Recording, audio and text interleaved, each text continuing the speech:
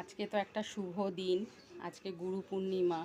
তো এই শুভ দিনে আজকে তোমরা সবাই নিশ্চয়ই বাড়িতে পুজো টুজো করছো, ভোগের কিছু আরম্ভ করেছো, ভোগ রান্না ঠান্না।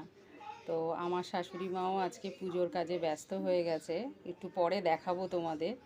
আমিও তাই ভাবলাম যে আজকে নিরামিষ করে ফেলি, নিরামিষে মানে নিরামিষ দিয়েই আজকে দিনটা শুরু করব, যেহেতু আজকে শুভ একটা দিন। আর এই দিনে নিরামিষ ছাড়া তো অন্য কিছু হয় না। তা চলো দেখি নিরামিষ আজকে আমি কি করব তোমাদের একটু দেখাই। একটু ঢাকা দিয়ে রাখবো, তাহলে ঘি আর মশলার গন্ধটা ভেতরে থাকবে। এটা মানে লাবড়াটা আমার এখানে রেডি হয়ে গেছে।